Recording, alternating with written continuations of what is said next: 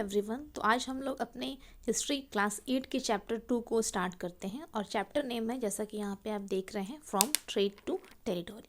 यानी इस चैप्टर में बेसिकली हम लोग ये देखेंगे कि किस तरह से अंग्रेज यहाँ पे ट्रेड करने के लिए आए थे और वो किस तरह से हमारे टेरिटोरी यानी हमारे प्रांतों पर, हमारे इलाकों पर वो कब्जा करने लगे। इसका क्या रीज़न था, हम ये सब यहाँ पे देखेंगे। ठीक है, तो स्टार्ट करते हैं अपने चैप्टर को। अब हम यहाँ पे देखते हैं कि जो औरंगज़ेब था वो मुग़ल का सबसे आखिरी शक्तिशाली राजा था, क्योंकि उसके बाद भी बहुत सारे मुग़ल बादशाह हुए लेकिन वो उतने ताकतवर नहीं थे जितना कि औरंगज़ेब था। औरंगज़ेब की मृत्यु 1707 ईस्वी में हो गई और उसके मरने के बाद से जो मुग़ल गवर्नर थे, ज़मींदार थे, ये सब अलग अलग छोटे छोटे किंगडम में स्टार्ट कर दिए। ठीक है ना, और ये रीजनल किंगडम्स के फॉर्म में, मतलब कि उसके मरने के बाद से जब मुग़ल साम्राज्य जब कमज़ोर हो गई तो जो जिस इलाके में राजा हुआ करते थे वो वहाँ के अपने एक छोटे मोटे किंगडम के राजा के रूप में उभरने लगे। ठीक है, उसके बाद से जब सेकेंड हाफ 18th सेंचुरी हुई तो वहाँ पे हमने देखा कि हमें एक हॉरिजॉन देखने को मिला। अब ये हॉरिजॉन क्या होता है? हॉरिजॉन का मतलब क्या होता है कि किसी एक चीज़ का ख़त्म होना और किसी एक चीज़ का वहाँ पे स्टार्ट होना। तो ये जो मीटिंग पॉइंट होता है इसे हम कहते हैं हॉरिजॉन। ठीक है, तो हॉरिजॉन में क्या हुआ कि यानी एक तरफ मुग़ल साम्राज्य का अंत हो रहा था, पतन हो रहा था, तो दूसरी तरफ अंग्रेजी से हुकूमत कहीं ना कहीं वो इमर्ज हो रही थी, उभर रही थी। तो यहाँ पे हमने देखा ये 18th सेंचुरी के हाफ तक हमने ये देखा। ठीक है, उसके बाद से हमने देखा कि ये जो ब्रिटिश हैं वो यहाँ पे आए थे इस छोटी सी कंपनी ट्रेडिंग करने के लिए, और उन्हें मतलब कि यहाँ के जो जितने भी स्मॉल टेरिटोरीज थे या फिर जो भी टेरिटोरीज थे उनको यहाँ पे उनको एक्वायर करने में कोई दिलचस्पी नहीं थी, वो रिलक्टेंट थे।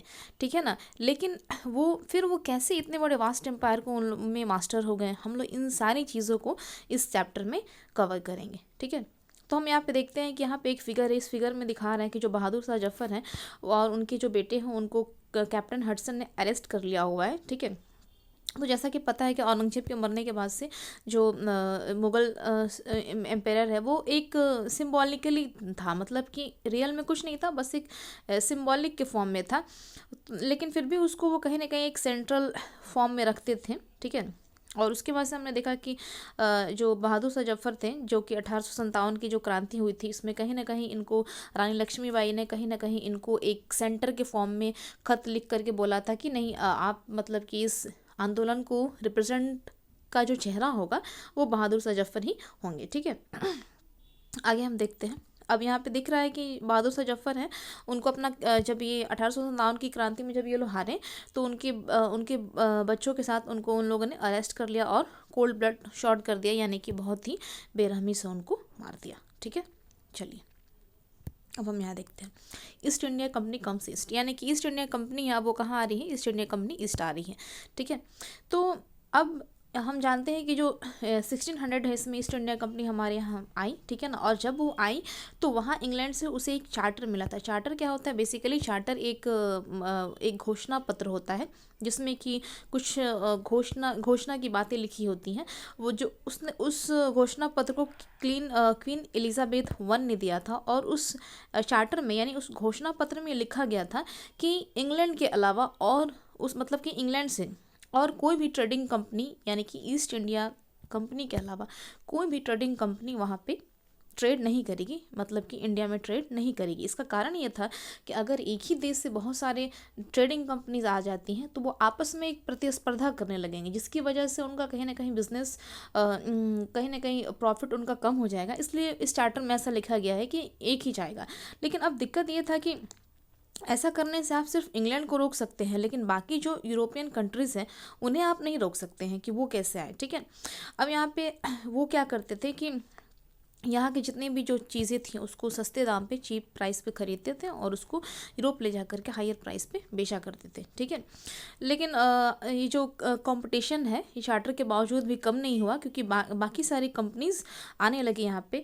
तो यहाँ पे एक वर्ड लिखा हुआ है मर्केंटाइल। मर्केंटाइल का मतलब क्या होता है? एक बिजनेस एंटरप्राइज जो कि मेनली प्रॉफिट कमाने के लिए चीज़ों को सस्ते दाम पे ख़रीदते हैं और महंगे दामों पे बेचते हैं, प्रॉफिट के लिए काम करते हैं। ठीक है, तो जो मर्केंटाइल ट्रेडिंग कंपनीज जो यहाँ पे आई तो उनके पास अब एक ही रास्ता बच गया कि हम अपने जो कॉम्पिटिटर्स हैं उनको हम रिमूव करें, यानी कि कहीं ना कहीं जो हमारे कॉम्पिटिटर्स हैं कुछ ऐसा करें कि वो मतलब वो ही ना रहे, तो फिर हमारा कंपटीशन ही ना होगा, ठीक है।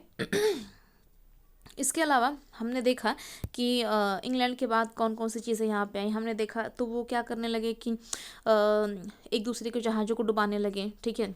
तो हमने देखा कि पुर्तगीज़ है जो कि यहाँ पे आ चुके थे, वेस्टर्न कोस्ट ऑफ इंडिया से आए हुए थे और उन्होंने गोवा में अपना बेस बना रखा था। और हम जानते हैं कि सबसे पहले इंडिया में पुर्तगीज़ ही आए थे 1498 में। वास्को डी गामा ने भारत के रास्ते की खोज भी की थी। उसके बाद से सून फ्रेंच ट्रेडर्स यहाँ पे अराइव हो गए। तो यहाँ पे अब उनको प्रॉब्लम ये था कि वो सेम ही चीज़ यहाँ से ख़रीदते थे और ले जा कर के यूरोप के मार्केट में बेचते थे। और वो बेसिकली यहाँ से ख़रीदते थे वो पीपर, काली मिर्च, लौंग, कार्डामम, इलायची, सिनामम, दालचीनी, ये सब चीज़ें खरीदते थे।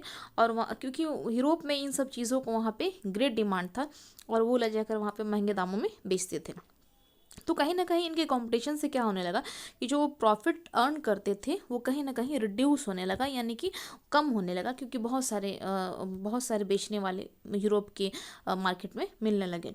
तो अब उनके दिमाग में आया कि अगर ट्रेडिंग कंपनी फ्लरिश करना चाहती है, यानी कि अगर वो फलना फूलना चाहती है, तो हमारे पास एक ही रास्ता है कि हम कहीं ना कहीं ये जो हमारे जो राइवल्स हैं, है ना, यानी जो हमारे प्रतिद्वंदी हैं, इनको हम एलिमिनेट करें, ख़त्म करें। अब वो क्या करने लगे कि एक दूसरे को शिप्स को डुबाने लगे, ठीक है। तो ऐसा करने से क्या हुआ कि अब जो बिज़नेस है वो बिज़नेस मतलब कि बिज़नेस ना रह करके एक क्या कहते हैं, जब वो बिज़नेस करते थे अपने शिप्स में आर्म वगैरह कैरी करने लगे, तो कहीं ना कहीं अब उनको अपनी सुरक्षा का भी डर होने लगा। अब इस कोशिश में वो क्या करने लगे, जो उनके जो सेटलमेंट्स हैं उनको फोर्टिफाई करने लगे, यानी कि किलाबंदी करने लगे, है ना। अब जब वो किलाबंदी करने लगे अंग्रेज, जब यहाँ पे अपना जो घर है वो बनाने लगे, तो यहाँ के जो लोकल्स थे उनको प्रॉब्लम होने लगा। अब उनको लगा कि भाई तुम यहाँ क्यों बना रहे हो घर, ज़मीन हमारा है, हमसे पूछे, ऐसे बनाने लगे। तो ये उनके लिए डिफ़िकल्ट हो गया। अब कहीं ना कहीं अंग्रेज़ों को लगने लगा कि जो ट्रेड है इसको पॉलिटिक्स से हम अलग नहीं रख सकते हैं, ये हमारे लिए बहुत डिफ़िकल्ट हो गया, it is difficult to separate trade from the politics. तो इस कारण से जो अंग्रेज़ हैं उनको मजबूरन पॉलिटिक्स में आना पड़ा। तो ये हमारे पहले प्रश्न का क्वेश्चन था कि वो जो ट्रेड से टेरिटोरी में आए, तो पहला कारण ये था कि वो ट्रेड था, बहुत सारे कॉम्पिटिटर्स थे, वो उनको रिमूव करने के लिए यहाँ पे किलाबंदी करते थे अपने प्रोटेक्शन के लिए, क्योंकि उनको कुछ हथियार की भी ज़रूरत होने लगी। उसके अलावा उनको अपने कंपनी को, फैक्ट्री को भी सुरक्षा देने की वजह से ज़मीन की ज़रूरत पड़ने लगी। तो यहाँ के जो लोकल्स नवाब थे, राजा थे, उनको प्रॉब्लम होने लगी, जिसकी वजह से उन्हें कहीं ना कहीं लगने लगा कि नहीं, सिर्फ ट्रेड करने से काम नहीं चलेगा, इस तरह से कंपनी की जो प्रॉफिट है वो कहीं ना कहीं कम हो जाएगी और बाकी जो हमारी यूरोपियन जो राइवल्स हैं वो कहीं ना कहीं यहाँ पे अपना वर्चस्व स्थापित कर लेंगे, ठीक है। अब आइए हम नेक्स्ट टॉपिक में पढ़ते हैं। East India company begins trade in royal, यानी कि सबसे पहले ईस्ट इंडिया कंपनी ने जो अपना जो ट्रेड है वो बंगाल में शुरू किया था। तो हम जानते हैं जैसे कि जो पहला फैक्ट्री है उनका वो हुगली नदी के पास 1665 में बना, ठीक है ना, और वहीं से इनका बेस स्टार्ट हुआ कंपनी का, फैक्टर्स का। उसके बाद से ये लोग ये क्या करने लगे कि अपने गुड्स का वेयर हाउस, यानी कि गोदाम वगैरह बनाने लगे, जहाँ उनको जिस सामान को उनको स्टोर करना होता था, तो वेयर हाउस तो बनेंगे ना, क्योंकि वो स्टोर कहाँ करेंगे। उसके बाद से कंपनी को अपना जो बिज़नेस था, ट्रेड था, उसको एक्सपैंड भी करना था। तो उसके लिए वो क्या करने लगे कि जो आसपास के जो फैक्ट्री थे उसके पास मर्चेंट ट्रेडर्स, उनके सेटलमेंट्स कहीं ना कहीं बनने लगे। उसके बाद से 1696 में क्या हुआ कि उन लोगों ने फैक्ट्री के आसपास सेटलमेंट को बिल्ड करना, यानी निर्माण करना चालू कर दिया। उसके बाद से क्या हुआ, 2 साल बाद क्या हुआ कि जो मुगल थे उन्होंने ब्राइब लेकर के, कुछ घूस वगैरह लेकर के उन लोगों को, कंपनी को ज़मींदारी राइट्स दे दिए थे, जिसमें कि 3 विलेज का उनको राइट मिला हुआ था, ठीक है ना। अब ये तीनों विलेज कौन कौन थे, एक था कलिकटा जिसको कोलकाता बोलते हैं, ठीक है ना, जो लेटर इसका नाम कलकत्ता हो गया और अभी इसको हम लोग कोलकाता कहते हैं। उसके अलावा और भी 2 थे, ठीक है। तो अब यहाँ पे ये जो इनको राइट मिला था, ये राइट मिला था इनको एक फरमान के थ्रू, ठीक है ना। तो फरमान एक उर्दू वर्ड है जिसका मतलब होता है एक रॉयल एडिक्ट और रॉयल ऑर्डर, यानी उनके तहत उन लोग को ये अधिकार मिला था कि ठीक है, तुम अपनी मतलब ड्यूटी फ्री, यानी कि कर मुक्त यानी बिजनेस करते हैं तो जो हम टैक्स देते हैं वो बिना दिए तुम यहाँ पे बिजनेस कर सकते हो, ऐसा उन लोगों को फरमान में मिला। ठीक है, अब आगे क्या हुआ कि जो कंपनी जो थी है ना, ये अब कंटिन्यूसली है ना, मतलब कि अपने प्रिविलेज यानी जो भी उनको चीज़ें चाहिए थे उनको कहीं ना कहीं जो लोकल्स नवाब थे, राजा थे, उनको कहीं ना कहीं वो मैनिपुलेट करने लगे और उनसे बोलने की नहीं भाई और कंसेशन दे दो, यानी कि पहले तो थोड़ी सी ज़मीन चाहिए, अब ड्यूटी फ्री उनको बिज़नेस करना है, उसके अलावा अब रेवेन्यू भी हमें दे दो। तो इस तरह से हम लोग देखेंगे किस तरह से वो धीरे धीरे धीरे धीरे उनका लालच बढ़ते गया और किस तरह से वो कहीं ना कहीं उनका इंटरेस्ट हमारे देश के टेरिटोरी में आ गया। तो वो औरंगजेब का जो फरमान था ये सिर्फ ग्रांट कर रहा था कि आप ड्यूटी फ्री बिजनेस कर सकते हैं, लेकिन जो ऑफिशियल्स थे वो अपने प्राइवेट ट्रेड भी चला रहे थे। ठीक है ना, यानी कि जो ऑफिशियल्स थे वो अपने प्राइवेट चला रहे थे, प्राइवेट वाले, तो वो जो बिज़नेस कर रहे थे उनको देना था, मतलब उनको ड्यूटी फ्री देना था। यानी जो सिर्फ कंपनी थी ईस्ट इंडिया कंपनी, उसे सिर्फ ये फ्री हुआ था कि भाई तुम ड्यूटी फ्री ट्रेड कर सकते हो, लेकिन जो लोकल्स अपना प्राइवेट करें, पर्सनल करें, उनको तो भाई पे करना है। तो उन लोगों ने भी बोला कि अरे भाई एक काम करो, मुझे भी छोड़ दो क्योंकि इससे दिक्कत हो रहा है। तो अब मानते हैं कि जब कोई टैक्स ही नहीं देगा तो फिर जो राज्य का जो खर्चा है वो कहाँ से निकलेगा। तो ये जो उनको मिलना था वो लोग कहीं ना कहीं इस पर भी वो करने लगे। तो उससे क्या हुआ कि वो लोग मना कर दिए, दे रिफ्यूज टू पे, एनॉर्मस लॉस। तो इससे क्या हुआ, बंगाल में बहुत ज़्यादा रेवेन्यू का यानी कि जो आमदनी है, राज्य की आमदनी, उसमें बहुत ज़्यादा लॉस हुआ। ठीक है, अब जब ये लॉस हुआ तो वहाँ का जो बंगाल का नवाब था मुर्शीद कुली खां, अब ये चुप कैसे रह सकता था, क्योंकि मानते हैं कि अब राज्य का कोई भी काम है, सेना है, राज्य की और भी खर्चे हैं, अगर ये पूरे नहीं होंगे तो फिर कहीं ना कहीं उन पर एक प्रेशर आएगा कि भाई राजा क्या कर रहे हैं। ठीक है, अब यहाँ पे देख सकते हैं कि जो लोकल बोट्स हैं, जो गोडसे मद्रास से आ रहे हैं, इसको विलियम सिम्पसन ने 1867 में पेंट किया था। तो कैसे मद्रास से यहाँ पे गुड्स आते थे, इसकी ये फ़ोटो है। ठीक है, अब चलिए आगे देखते हैं। How trade led to battles, यानी कि ठीक है अब तक तो बिजनेस में ही बात चल रही थी, अब ये युद्ध पे कैसे बातें आ गई। ठीक है, यहाँ पे एक फ़ोटो है, आप इसमें देख सकते हैं, इसमें रॉबर्ट क्लाइव साहब हैं। ठीक है ना, इनका भी हमारे देश को लूटने में काफ़ी योगदान है। Through the early 18th century the conflict between the company and Nawab Bengal intensified, यानी कि जो 18th सेंचुरी के स्टार्टिंग में जो अंग्रेज हैं, अंग्रेज अधिकारी हैं और यहाँ के जो लोकल्स नवाब हैं, इनके बीच में जो वो बहुत इंटेंसिफाइड हो गया, यानी कि अब बातें नॉर्मल नहीं रह गई थी, बहुत ज़्यादा आगे बढ़ चुकी थी। और औरंगजेब के मरने के बाद से क्या हुआ कि वो जो पावर था है ना, जिसको ऑटोनॉमी था, वो रीजनल पावर में क्या हो गया, डिस्ट्रीब्यूट हो गया। तो उस समय जो मुर्शीद कुली खान थे है ना, उनके बाद से मुर्शीद कुली खान, उनके बाद से अलीवर्दी खां है, ये मुर्शीद खली ये 1717 से लेकर के 27 तक ये थे। तो उनके बाद जो है अलीवर्दी खां है और उसके बाद से सिराजुद्दौला है, और सिराजुद्दौला की जो मृत्यु है वो 1756 में हो जाती है। ठीक है, जो कि आगे लिखा भी हुआ है, आप देख सकते हैं यहाँ पे।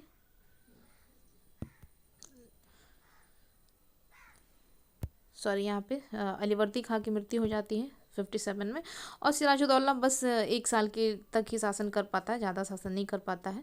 ठीक है, यहाँ पे देख सकते हैं आप। ठीक है, तो आते हैं हम अपने टॉपिक पे। तो यहाँ पे मुर्शीद कुली खां थे और बंगाल का नवाब, उनके बाद से अलीवर्दी खां हुए और उनके बाद से सिराजुद्दौला हुए।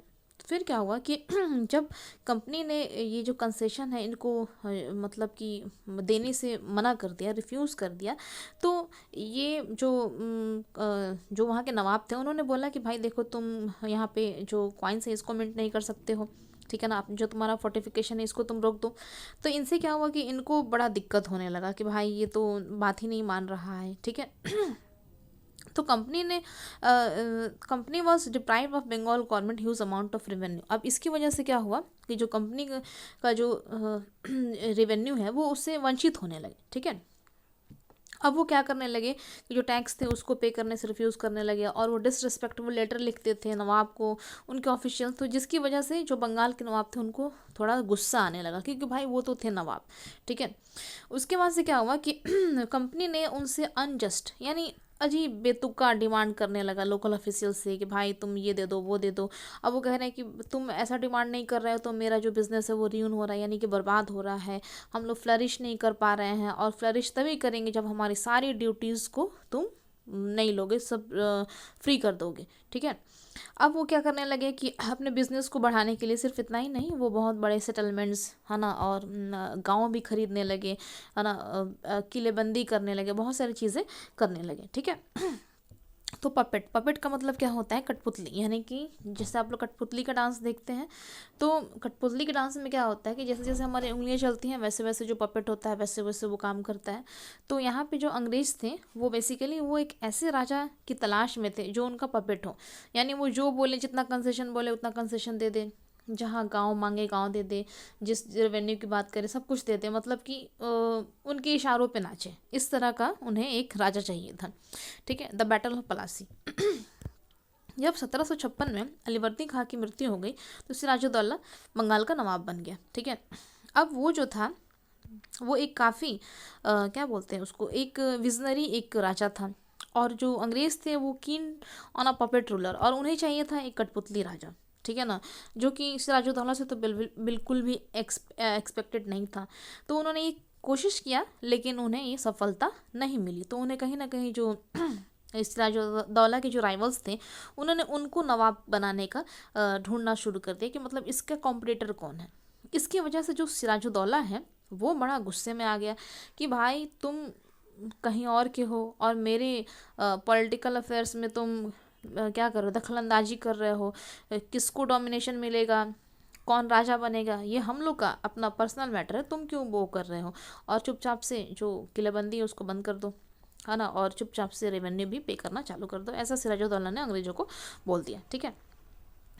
फिर उन्होंने नेगोशिएशंस किया, सारे नेगोशिएशन फेल हो गए, तो 30,000 नवाब के साथ जो सिराजुद्दौला है वो पहुंचा कासिम बाजार फैक्ट्री में, ठीक है। और वहाँ उसने क्या किया, जो उनके जो वेयर हाउस थे उनको लॉक कर दिया, जो इंग्लिशमैन थे उनको निहत्था कर दिया, और इंग्लिश जो शिप थे उनको भी सारा ब्लॉकेट कर दिया। उसके बाद से जो सारा कंपनी का जो ये जहाँ पे उनका जो फोर्ट था वो उस तरफ वो लोग मार्च कर दिए। जब ये सारी बातें जो जो ऑफिशियल्स हैं वो सब सुने तो उन्होंने, और उस समय कौन था, उस समय वहाँ का जो ब्रिटिश ऑफिसर था वो था रॉबर्ट क्लाइव, ठीक है ना। तो उसने अपने नेवल फिट को क्या किया, रेंफोर्स किया, मतलब वहाँ पे तैनात किया। नेवल फिट यानी कि जो उनकी नौसेना जो सैनिक होते हैं। उसके बाद से बहुत प्रोलॉन्ग नेगोशिएशन चला है ना नवाब के साथ, लेकिन 1757 में क्या हुआ कि रॉबर्ट क्लाइव ने उसके मतलब कि नेगोशिएशन नहीं मानने के बाद से रॉबर्ट क्लाइव ने बोला अच्छा ठीक है एक काम करो, आके लड़ लो, जो जीतेगा वो देखा जाएगा। तो इस तरह से बैटल ऑफ पलासी एग्जिस्टेंस में आया, ठीक है। तो ये इसका एक रीज़न था। और अब इसमें खड़ा होता है कि सिराजुद्दौला की हार का वजह क्या था। तो सिराजुद्दौला का हार की वजह ये था कि सिराजुद्दौला का जो एक मंत्री था मीर जफ़र, इसने जा कर के अंग्रेज़ों से हाथ मिला लिया था, और अंग्रेज़ों ने इसे ये आश्वासन दिया था कि अगर सिराजुद्दौला हार जाता है तो हम तुम्हें बंगाल का नवाब बना देंगे। तो इस लालच में उसने क्या किया कि अंग्रेज़ों को सारा इसकी जो जितनी भी रणनीति थी वो कहीं ना कहीं सारी बातें लीक करता था, और वो एक बहुत ही मतलब क्या बोल दें, एक इमेच्योर था, क्योंकि उसने कभी कोई लड़ाई नहीं लड़ी थी। अब ऐसे इंसान से आप युद्ध जीतने की क्या ही उम्मीद कर सकते हैं। और इस तरह से जो सिराजुद्दौला है बुरी तरह से अंग्रेज़ों ने इसे क्रश कर दिया, ठीक है ना।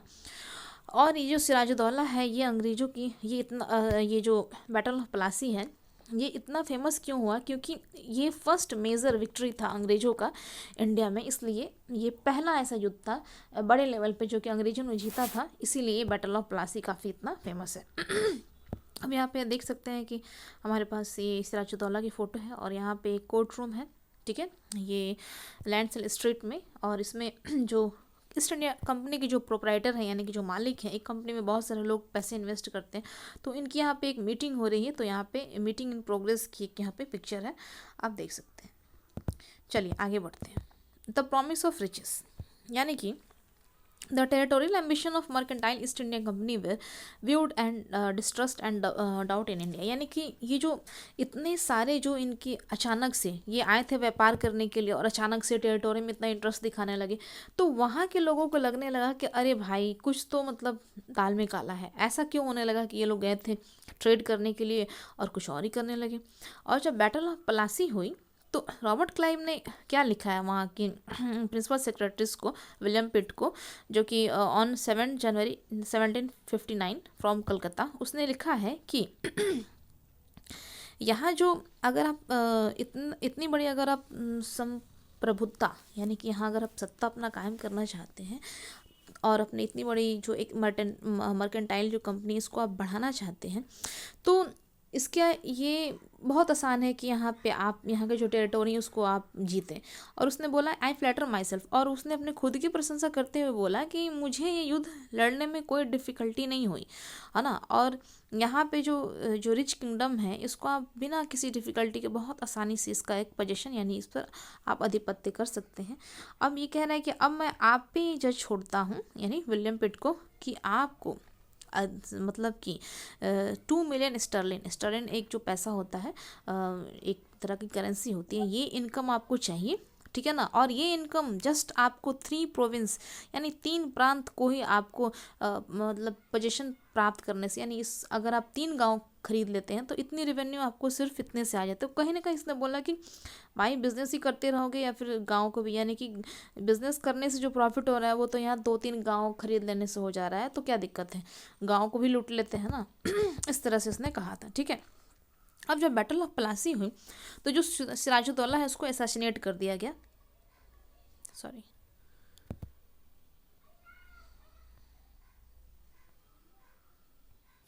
प्लासी के युद्ध के बाद से सिराजुद्दौला को असैसिनेट का मतलब क्या होता है कि जब कोई जब जब कोई ऐसा इंसान जिसका पॉलिटिकल लिंक होता है, जब वो कोई मरता है, उसकी जब मर्डर होती है तो उसको हम असैसिनेट करते हैं, और जब नॉर्मल लोग मरते हैं तो उसको हम मर्डर बोलते हैं, ठीक है। तो उसके बाद से मीर जाफ़र को बना दिया गया, क्योंकि जैसा कि पता है कि वो उन लोग से उसका पहले से इस बात का प्लानिंग हुआ था कि अगर तुम इस युद्ध में अगर सिराजुद्दौला को हराने में मदद करोगे तो तुम्हें बंगाल का नवाब बना दिया जाएगा।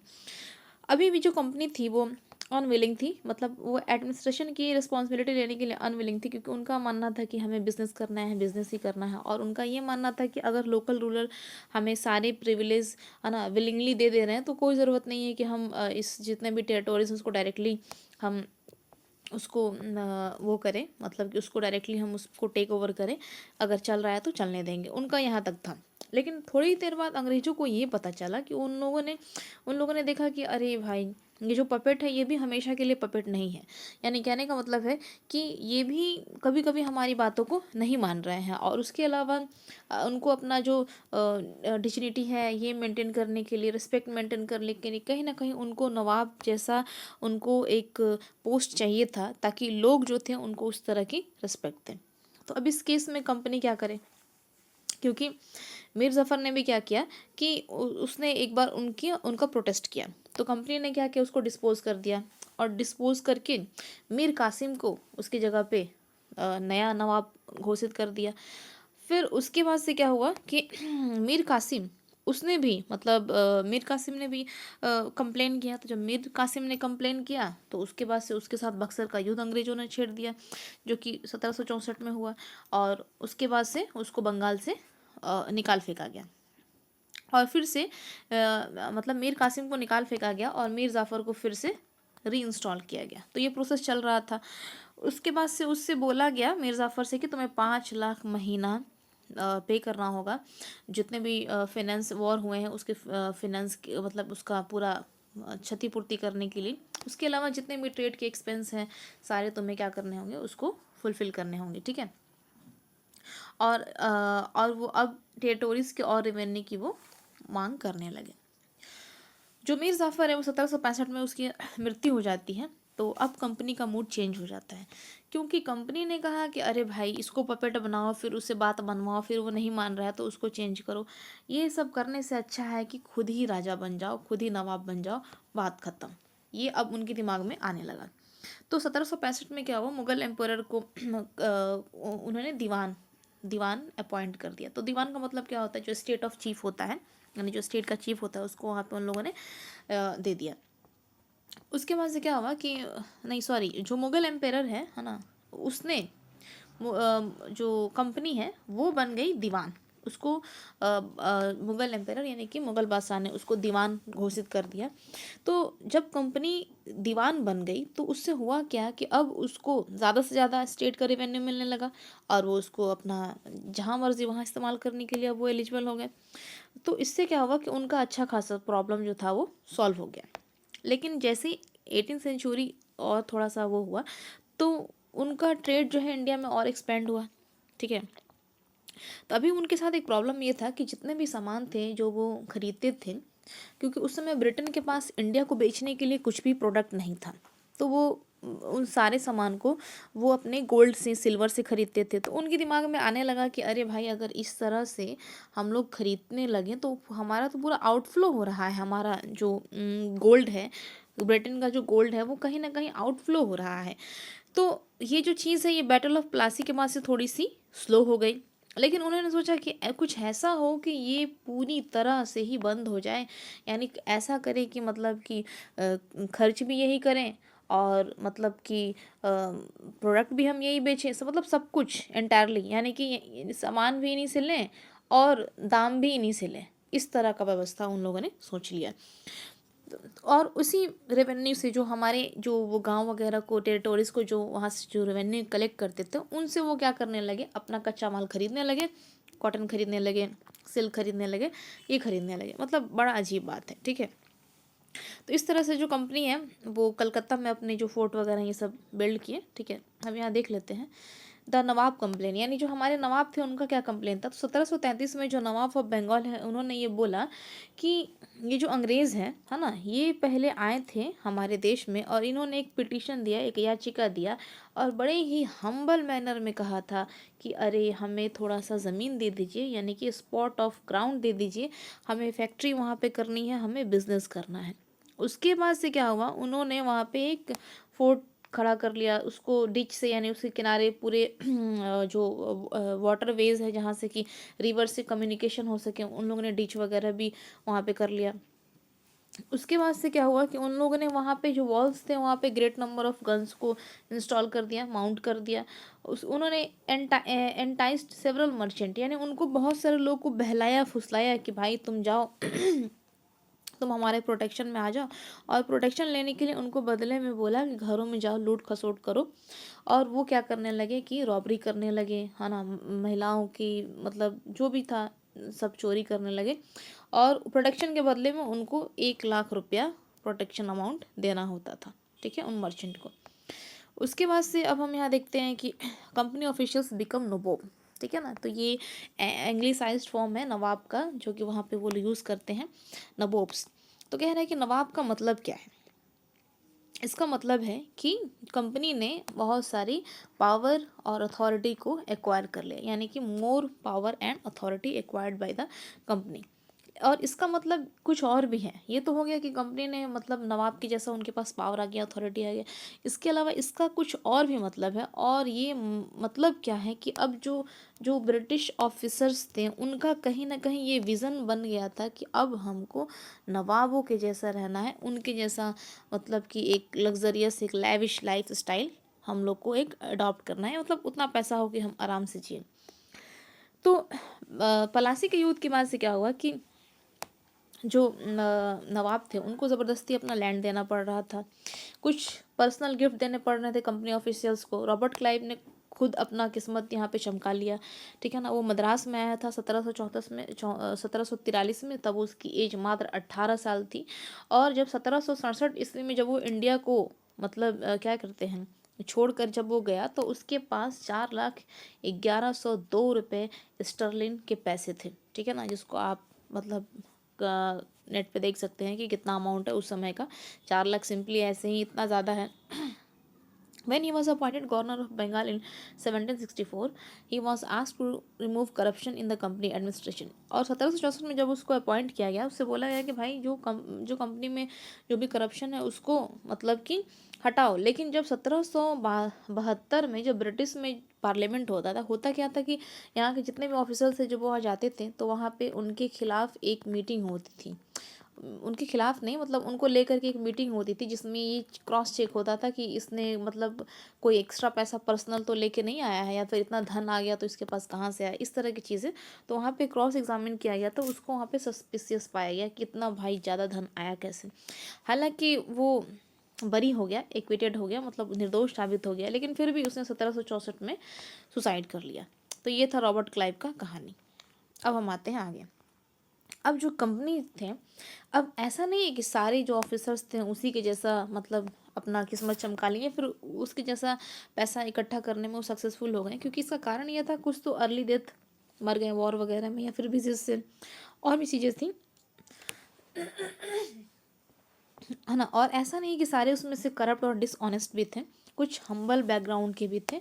और उनका एक अपर मोस्ट डिज़ायर था, उनका था कि भाई यहाँ से जाना है, मतलब बस एक पैसा कमाना है, एनफ अर्न करना है और वहाँ जाकर एक कंफर्टेबल लाइफ जीना है, बस हो गया, बात ख़त्म। ठीक है।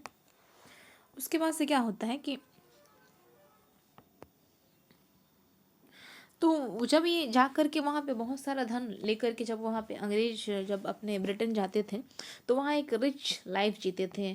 और वहाँ के लोग इन्हें क्या कहते थे, वहाँ के लोग इन्हें नबोब कहते थे, है ना। और नबोब को वहाँ के बहुत सारे कार्टून और प्लेस नाटकों में वो लोग रिडिक्यूल यानी कि उनकी मतलब खिल्ली भी उड़ाते हैं, आलोचना भी करते हैं। ठीक है।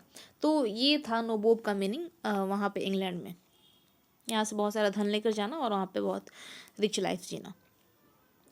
अब जो कंपनी है इसका जो रूल है वो एक्सपेंड कर रहा है, यानी कि अगर हम मतलब इस चीज़ को एनेक्सेशन को, यानी कि जो कंपनी है जो अपना जो टेरिटोरी को जो वो अपने में मिलाने का जो उसका प्रोसेस है वो जो है, अगर हम 1757 से 1857 के बीच में देखें तो उसके बीच में कुछ की एस्पेक्ट्स भी निकल कर आते हैं। जैसे कि हमने देखा कि जो कंपनी है वो रेयरली ही किसी टेरिटोरी, अननोन टेरिटोरी को रेयरली ही वो डायरेक्टली अटैक करता है। उसकी जगह पे वो उसके पॉलिटिकल, इकोनॉमिक, डिप्लोमेटिक, इन सारी चीज़ों को पहले वो स्टडी करते हैं, एग्जामिन करते हैं, उसके बाद से वो उस पर क्या करते हैं, अटैक करते हैं। ये इनका एक प्रोपेगेंडा था, एक मतलब प्लान था, क्योंकि उनका पहले से ही था किसी भी चीज़ को राज करने से पहले उसको अच्छी तरह से जान लो।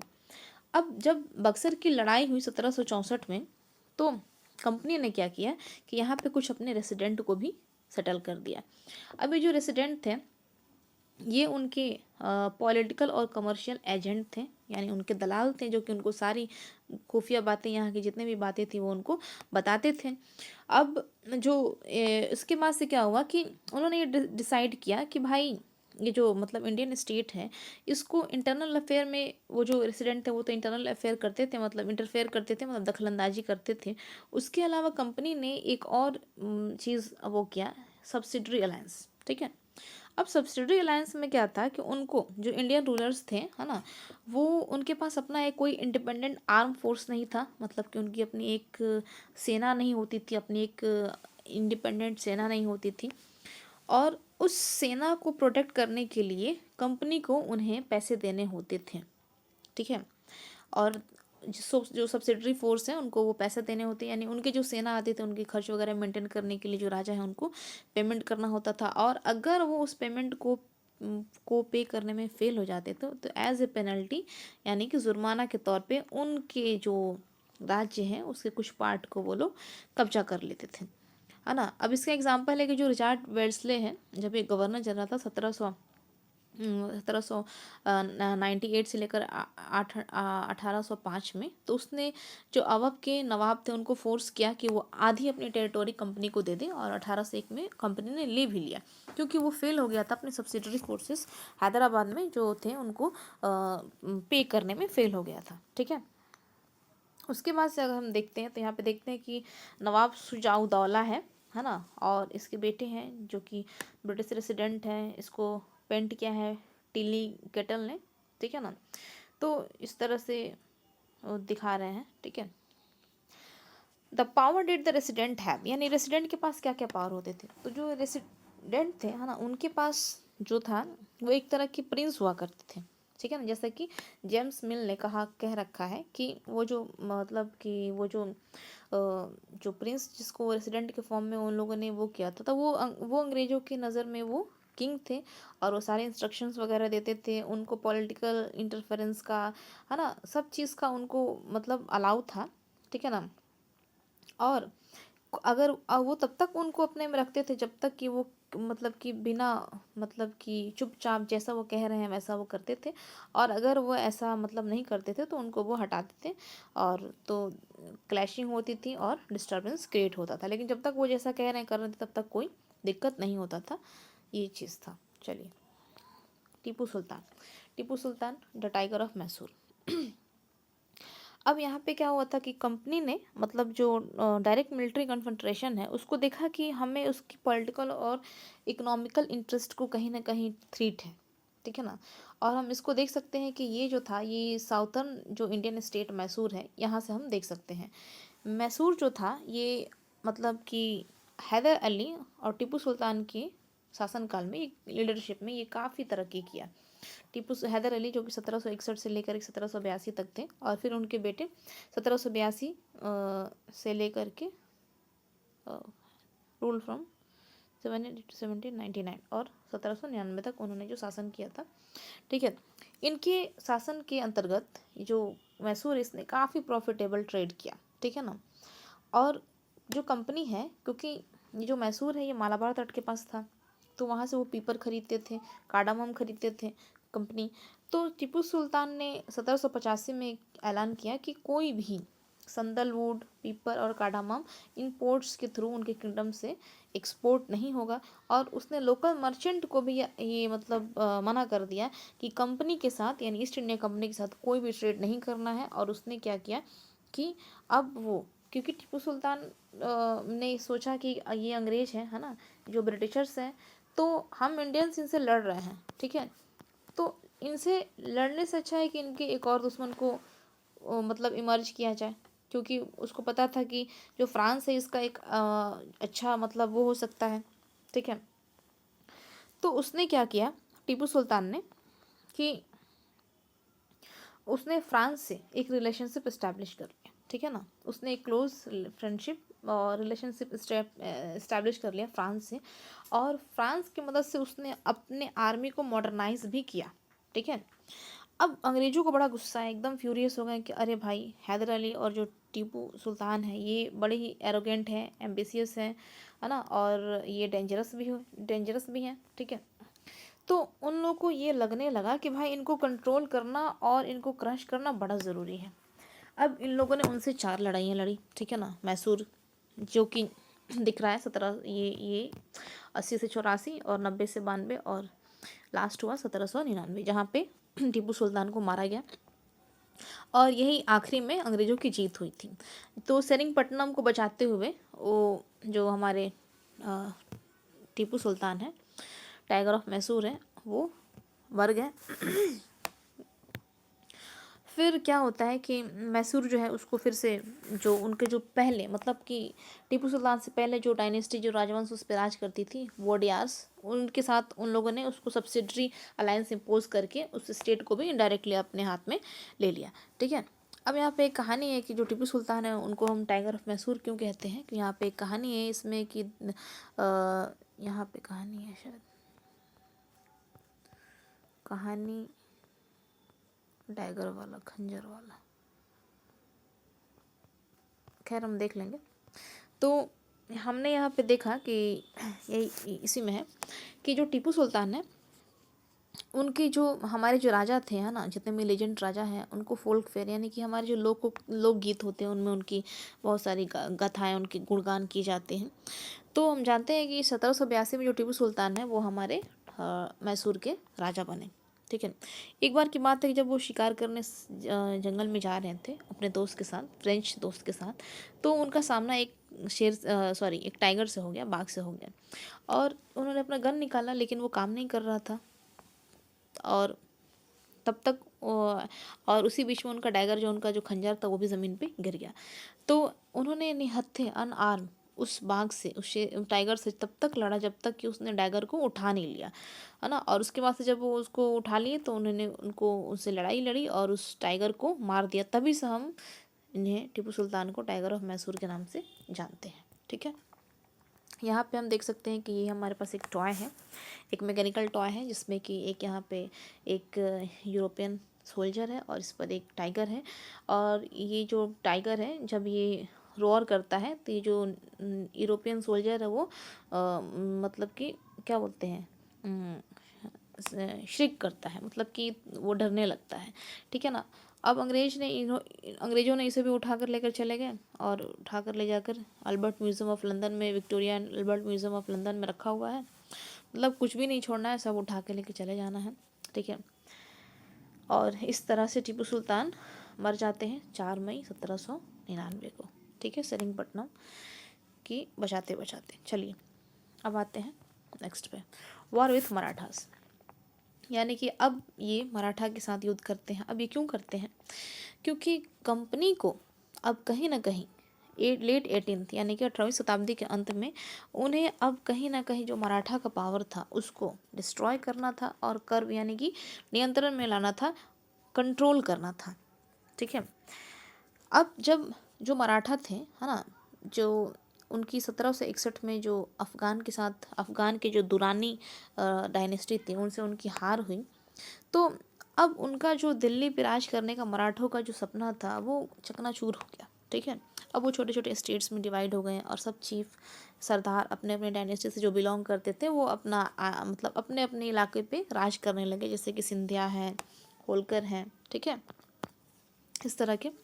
और वो सब कहीं ना कहीं एक चीफ के थ्रू, जिसको हम लोग कन्फेडरेसी कहते हैं, उनके द्वारा वो लोग अलायंस मतलब संधि के द्वारा, जो एक पेशवा प्रिंसिपल होते थे उनके द्वारा वो लोग कनेक्टेड थे। ठीक है। अब इसमें जो हेड थे, है ना, वो थे हमारे महादजी सिंधिया थे, है ना, नाना फडणवीस थे। ये फेमस मराठा सोल्जर थे और स्टेट्समैन थे 18th सेंचुरी के। तो जो मराठा थे, है ना, सबड्यूड यानी कि वो थक चुके थे सीरीज ऑफ वॉर से, मतलब एकदम परेशान हो गए थे, भाई कितना लड़ाई लड़े। जैसे कि 1782 में जो एक वॉर एंड हुआ, ठीक है ना, एक ट्रीटी के साथ एंड हुआ, सालबाई के संधि के साथ, जिसमें कि कोई भी क्लियर मतलब जीत नहीं हुआ।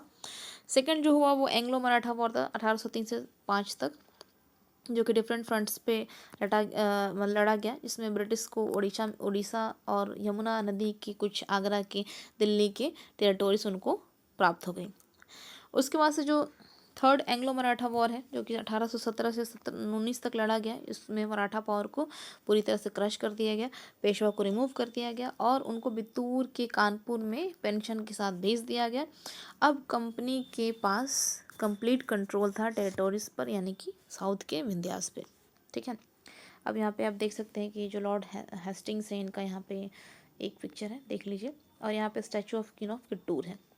क्लेम टू पैरामाउंटेसी, पैरामाउंट का मतलब होता है सर्वोच्च।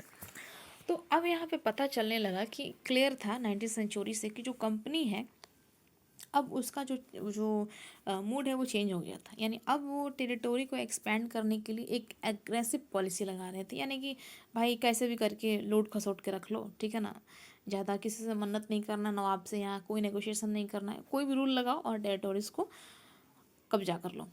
तो जो लॉर्ड हेस्टिंग्स थे, जो कि मतलब 1813 से लेकर के 23 तक गवर्नर जनरल थे, उन्होंने एक नई पॉलिसी निकाली, पैरामाउंटेसी।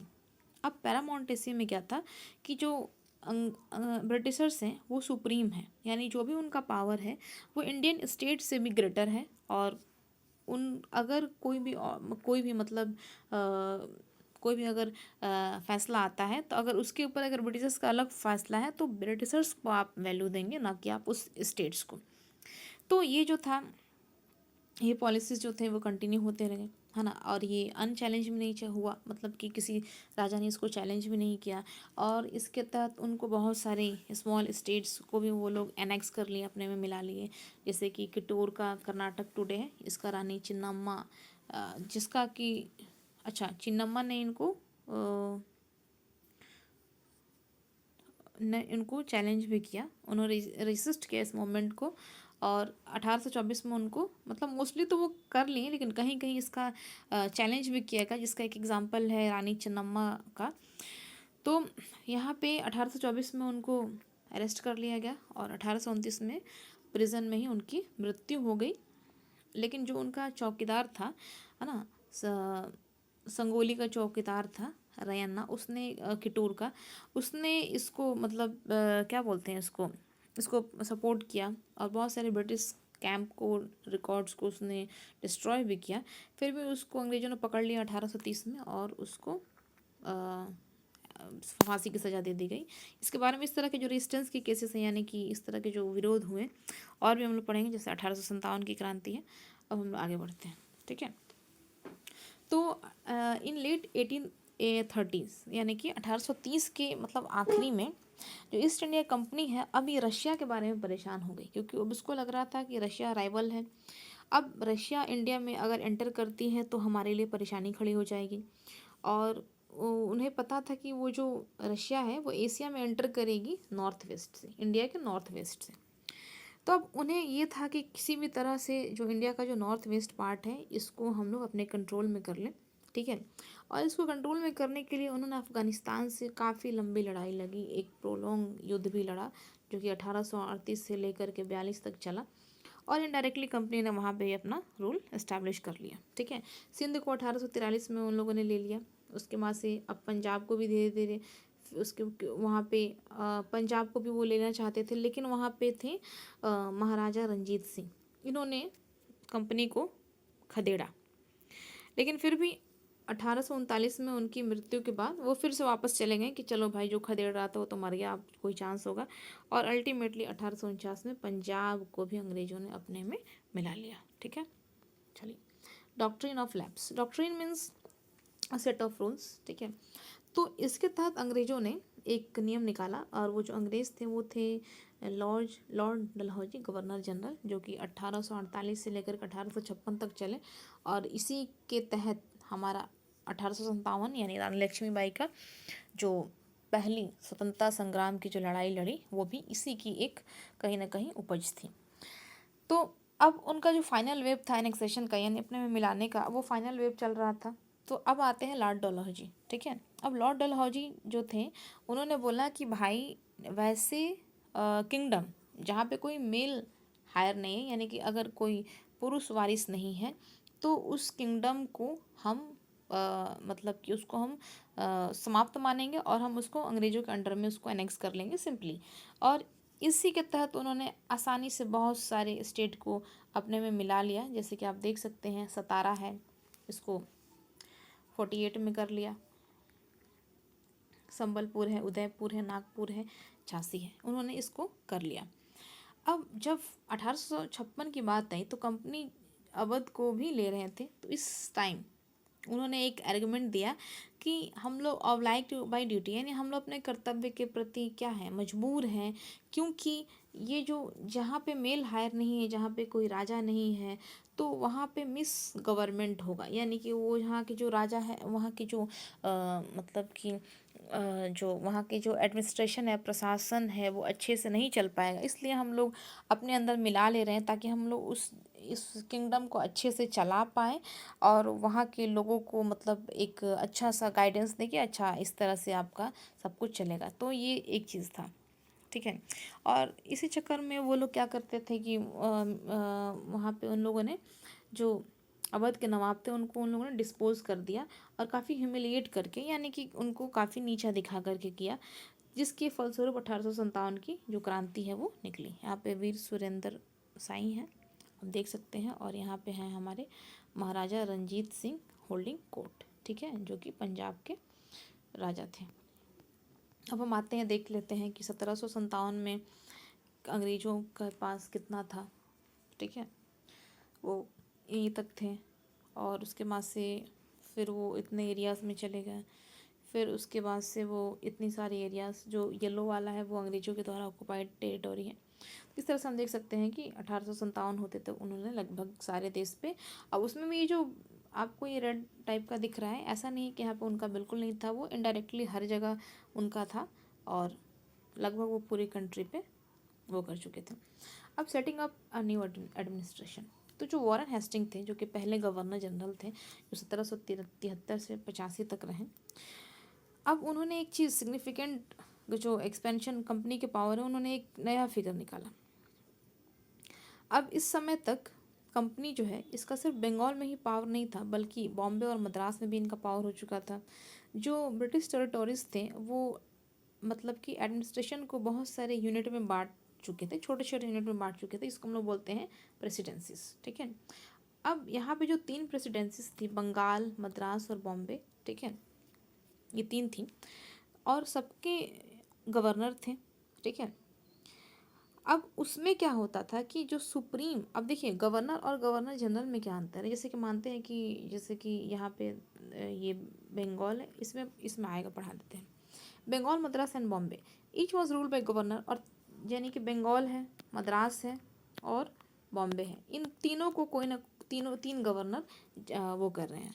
अब इसमें अब बात आती है कि कोई अगर इन दोनों में किसकी बात मानी जाए, यानी इन तीनों में किसको हेड बनाया जाए, तो इन तीनों में जो हेड होता था वो होता था गवर्नर जनरल। ठीक है, तो अब गवर्नर जनरल थे, तो यहाँ पे जो गवर्नर जनरल थे हमारे वॉरेन हेस्टिंग बने। ठीक है ना, तो जब ये वॉरेन हेस्टिंग बने तो हमने देखा कि बहुत सारे लोग इनकी बात को नहीं मानते थे। मतलब कि यहाँ पे एक और चीज़ था कि जैसे कि आपको वोटिंग करनी होती थी, अगर 2 लोग एक तरफ हो गए तो उनकी बात मानी जाएगी और मतलब कि जो गवर्नर जनरल है उनको फिर वो वोट आउट हो जाता था।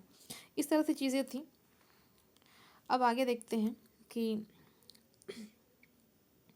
अब इन्होंने 1772 में जो जस्टिस है उसके लिए उन लोगों ने कोर्ट, ये जो चीज़ें हैं जो मैं बता रही हूँ ये यहाँ पे लिखा हुआ नहीं है, मैंने कहीं और से पढ़ा है। तो ये जो 1772 में उन्होंने 2 कोर्ट बनाए, क्रिमिनल कोर्ट यानी कि फौजदारी और दीवानी कोर्ट यानी कि सिविल कोर्ट। ठीक है, अब ये जो मौलवी थे, हिंदू थे, ये इंडियन लॉ को इंटरप्रेट करते थे और डिस्ट्रिक्ट कलेक्टर यूरोपियन को ही समझाते थे सिविल कोर्ट में। तो उन लोगों ने क्या किया, जो क्रिमिनल कोर्ट था उसको काजी को दे दिया, मुफ्ती को दे दिया। काजी क्या होते हैं, जस्टिस होते हैं, और मुफ्ती जो उनको नियम कायदा को समझाते हैं, इंटरप्रेट करते हैं। और लेकिन फिर भी सुपरविज़न यानी कि कलेक्टर के देख में ही होता था। ठीक है, तो यहाँ पे हम काजी मतलब जज और मुफ्ती मतलब कि jurist, Muslim community responsible for expanding यानी कि चीज़ों को बताने के लिए, इंटरप्रेट करने के लिए कि भाई क्या लॉज है, किस तरह से हैं। इम्पीचमेंट यानी कि महाअभियोग, महाभियोग, तो ये महाभियोग भी लगा हुआ था, हम लोग देखेंगे, अभी इसके बारे में बाद में है। ठीक है, तो यहाँ तक चीज़ें हो गई। अब हम आते हैं आगे। अब हम यहाँ पे देख रहे हैं कि जो वॉरेन हेस्टिंग है ना, इसका यहाँ पे एक ट्रायल चल रहा है लंदन में। ठीक है ना, जिसको एडमंड बोर्के ने इसके ऊपर एक्यूज़ किया था कि ये जो आदमी है इसने बंगाल को मिस गवर्नमेंट किया है, यानी कि मैं उन मतलब कि वहाँ के लोगों को अच्छे से नहीं रखा है, तो उसके प्रति लिए यहाँ पे एक उसने वहाँ पे महाभियोग लगा था जो कि पार्लियामेंट में 7 साल तक चला था। तो महाभियोग क्या होता है कि ये एक ट्रायल है, हाउ मतलब कि जब कोई एक पब्लिक ऑफिशियल है ना मिसकंडक्ट करता है तो उसके अगेंस्ट जो चार्ज लगता है उसे हम कहते हैं इम्पीचमेंट। ठीक है, अब यहाँ पे जो है एडमंड बुर्के उसने क्या बोला है वहाँ पे उस पार्लियामेंट में, तो यहाँ पे उसके वर्ड्स हैं। ठीक है, और 2 पेज है। I impeach the common enemy and oppressor, यानी कि कॉमन एनिमी मतलब सबका दुश्मन है वो, और ऑपरेसर यानी सबको ये दबा के रखता है। Here is a passage from the Edmund Burke है ना, eloquent opening speech during the impeachment Warren Hasting. तो उसने बोला कि I impeach him in the name of people of India, यानी मैं उस पर महाभियोग लगाता हूँ भारत के लोगों के नाम पर, जिसके राइट्स को उसने मतलब कि अपने पैरों से क्या किया है, कुचल दिया है, और उस कंट्री को उसने एक डिज़र्ट के रूप में क्या कर दिया है, बदल दिया है। ठीक है ना, और यही नहीं, उसने जो वहाँ के जो ह्यूमन नेचर है ना, इन सबको दोनों सेक्सेस यानी कि मतलब मेल फीमेल हर एक एज के लोगों को, हर एक रैंक यानी कि ऊंचे नीचे मिडिल, सबको इसने क्या किया है, सबको इसने मतलब कि क्या करते हैं, कहीं ना कहीं उनको दबाया है। और मैं इस कॉमन एनिमी ऑपरेसर को इन सब के नाम के बिहाफ पर इस पर मैं इम्पीच करता हूँ, ऐसा एडमंड बुर्के ने कहा। अब कंपनी अब यहाँ पे हम देखते हैं कि मेजर प्रॉब्लम कह रहे हैं कि जो ब्राह्मण पंडित थे वो जो लोकल लॉज थे जिसको उन्होंने बना रखा था फौजदारी और दीवानी के लिए, तो वो अलग अलग डिफरेंट डिफरेंट वहाँ पे ओपिनियन देते थे, अलग अलग लॉज देते थे धर्मशास्त्र में, ठीक है।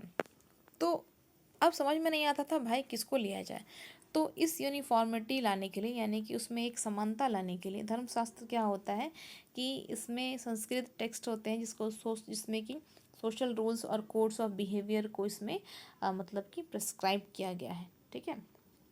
तो यहाँ पे जो टू ब्रिंग तो अब इस लॉज में एक यूनिफॉर्मिटी लाने के लिए 1775 में 11 पंडितों को बोला गया कि आप एक कंपाइल डाइजेस्ट यानी हिंदू लॉज का एक किताब बना दीजिए, ठीक है ना, जिसमें कि सारे जितने भी मतलब कि डाउट्स हैं, कन्फ्यूजन्स हैं, कन्फ्लिक्शन है, सारे सॉल्व हों, ठीक है। जिसको कि NB हॉलहेड ने ट्रांसलेट किया इस डाइजेस्ट को, ठीक है, देख सकते हैं आप, इसने इसको ट्रांसलेट किया। और 1778 में कोड ऑफ मुस्लिम जो था इसको भी मतलब यूरोपियन जजेस के बेनिफिट के लिए इसको भी क्या किया गया, कंपाइल किया गया। अब जो रेगुलेटिंग एक्ट है 1773 में, इसमें इसके तहत सुप्रीम कोर्ट इस्टेब्लिश हुआ, जिसके अंदर जो कोर्ट था सदर निज़ामत अदालत, ये भी सेटअप किया गया कलकत्ता में, ठीक है। अब प्रिंसिपल फिगर जो इंडिया में था ना वो कलेक्टर था, और जैसा नाम से ही पता है उसका काम है पूरे रेवेन्यू को कलेक्ट करना, ठीक है ना। और इसमें जो लॉ एंड ऑर्डर को मेंटेन करना विद द हेल्प ऑफ जजेस, पुलिस ऑफिसर, दरोगाज, है ना। तो इस तरह से चीज़ें थी, ठीक है। तो अब ये जो जो पहले के जो राजा थे, कहीं ना कहीं उनकी जो पावर्स थी उसको रिप्लेस करके जो होल्डर ऑफ अथॉरिटी थे वो कलेक्टर को दे दिया गया, ठीक है। द कंपनी आर्मी, हम जानते हैं कि जो कॉलोनियल इंडिया में रूल था, है ना, वो कुछ आइडियाज़ एडमिनिस्ट्रेशन में कुछ आइडियाज़ को भी लेकर आए हैं और कुछ रिफॉर्म सुधार भी किए हैं, लेकिन अल्टीमेटली जो उनका पावर है वो कहीं ना कहीं वो ब्रिटिशर्स के पास ही रहा है हमेशा से, ठीक है। हम जानते हैं कि जो मुग़ल थे, है ना, उनका जो सेना थी वो मोस्टली कैलवरी यानी कि घुड़सवारों से उनकी सेना में ज़्यादा लोग हुआ करते थे। और जो इन्फेंट्री थे वो भी थे, पैदल सेना भी थी और घुड़सवार भी सेना थी।